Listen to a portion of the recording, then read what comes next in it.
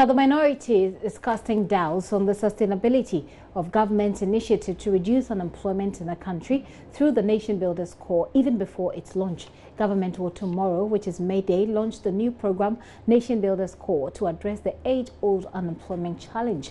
The project, when launched, is expected to engage 100,000 unemployed graduates on a 3-year program. But speaking to Roland Walker on the AM show, Member of Parliament for Tamale North, Alhassan Suini, says the program is just a cosmetic approach to the existing crisis. It's another touch and go. We are talking about National Builders Corps Nations Builders Corps, and what you hear is that there are some people in the Vice President's office or in the President's office who are in charge. How they are recruited, what requirements they have been, considered. I mean, what requirements have been considered for their recruitment to be in charge of this Nation Builders Corps? I don't get you. You mean those who are managing the program? Yes. All you hear is that there are some people in the Vice President's office or who are managing it. I don't get you. You mean the personnel who have been recruited to manage take up various positions? Yes, to manage of responsibility. You see, when we had now we have the National Youth. Now we have the National Youth Authority. Is that what it is called now? Yeah, the Youth Authority. We have the Executive Director. Okay. You know that there are now laws, or at least regulations, passed by Parliament that will inform you of how it operates. There's a board that is put in place now, and so you know who to hold responsible when things go wrong. As we speak, I'm saying in this particular case, you are devoting a chunk of our national resources to a sector once again, like happened before, without any structures in place. And so people enroll on it to do extended national service. In fact, it's extended national service because you have a university graduate who has finished his service, and then you ask him again to enroll onto this program and do another service for 2 years and be paid 400 Ghana, the same amount that he's been taking for service. So we paid 700. We paid 700. That's before. Alhassan Suini earlier on the morning show there with Roland and Mamavi. Well, in a sharp rebuttal, the Member of Parliament for Ewutu has also been speaking on. He was on the same show. Say on national TV, okay, that this thing that is being rolled out is cosmetic. That's a tricky one. And then none of them should apply. Hold on. None of them should apply. Okay, and then tell the administration of the program that if anybody from your constituency applies, you are giving the administration the permission to bump them off.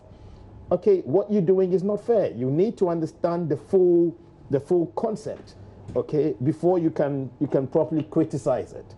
Okay, we're giving you the 7 models. We've given you the enrollment is going to be done online. We've told you how much they are going to be paid. Wait and see what His Excellency the President announces tomorrow, okay? And then you can decide to say that it's cosmetic or not. Indeed, is not cosmetic. Okay, it is going to happen. Okay, and then we believe in it, and we're going to make sure that it's implemented properly, Mr. Winnie. If you think that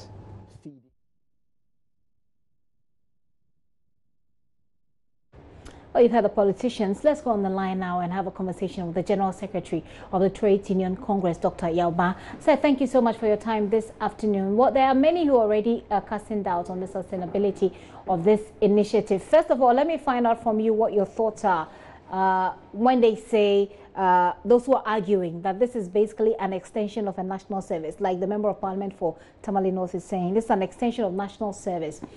Do you think that this is a way to solve the problem of unemployment in this country? Okay, it appears that we've lost Dr. Ba, but we'll try and raise him back on the line. We're talking about temporary employment that is supposed to go to teeming youth in this country as government wishes, using the Nation Builders Corps program.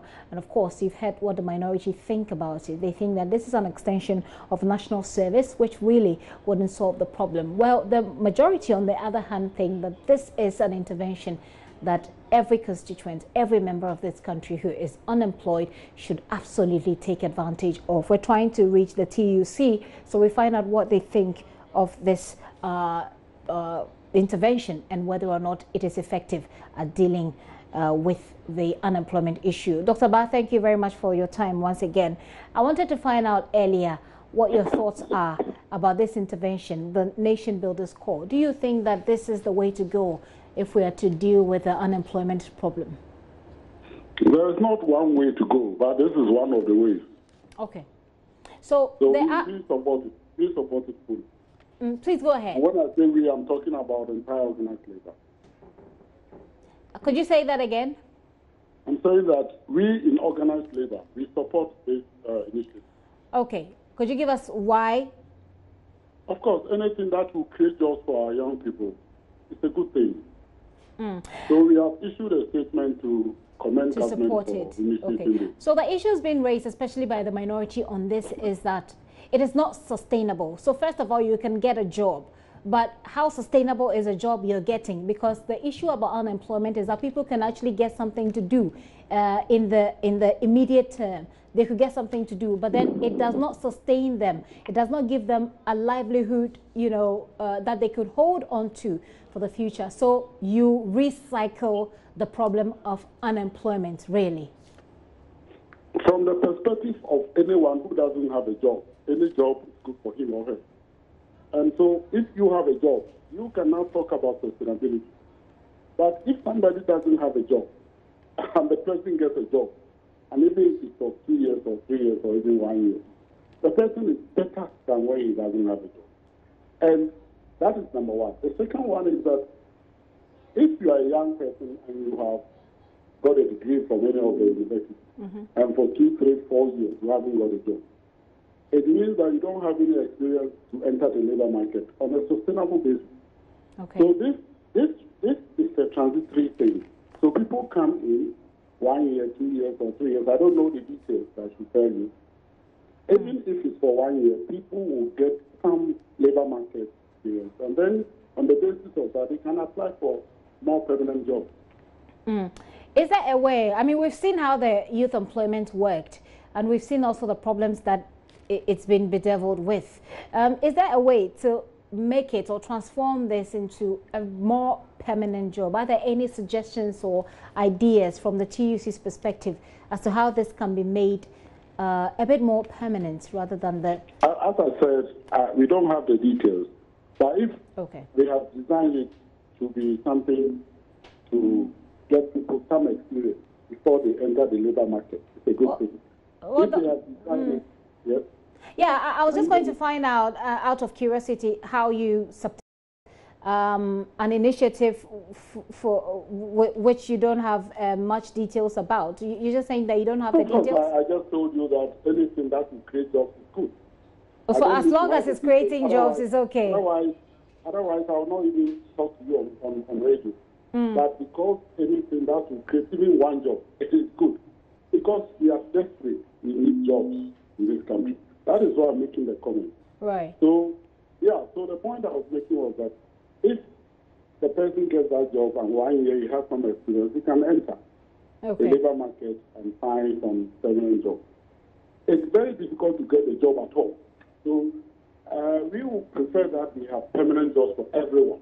And that is why the main theme is decent work. Has the TUC... permanent work and so on. But the situation we have in Ghana now is such that any job is better than no job. Has the TUC has any expectations, since you're not privy to the details, what are your expectations of how persons who are employed under this scheme should be treated? Because there have been concerns about entitlement, for example, basic... Yes. Exactly. We expect that the government will pay them well, reasonably well. We expect that the government will enroll them on the social security. Because I haven't seen the details, and I don't know if it's a training program or it's an employment program. That's the point I'm making.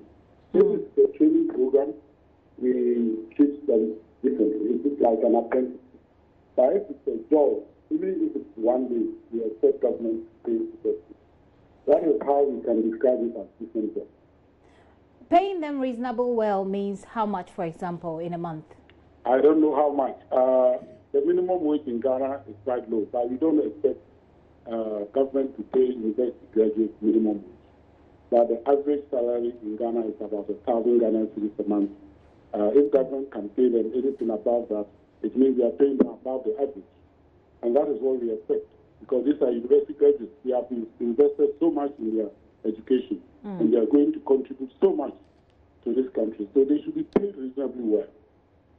Dr. Ba, finally, let me find out from you whether or not you expect that government will reach out to you as a major front for the labor market here in Ghana. Because as we speak, you're not privy to the information, and I'm wondering. No, we don't have the details yet. Well, are you perhaps going to reach out to government so that I mean you can be? We have done that already. You have? We have already indicated to the Minister of Employment that we have something. So how are they involving you in the planning? Because you obviously, your organization obviously has some experience, and you're supposed to speak for the workers of this country. We have a national tripartite committee, and organized labor is part of it. So the planning, the execution, and whatever it is about different work will come to the national tripartite committee, and we will definitely be involved. Dr. Ba, thank you so much for your time this afternoon. You're welcome. Dr. Yao Ba is leader of the TUC there. He says they are fully in support of the Nation Builders Corps. Obviously, the minority isn't. We'll see how it pans out.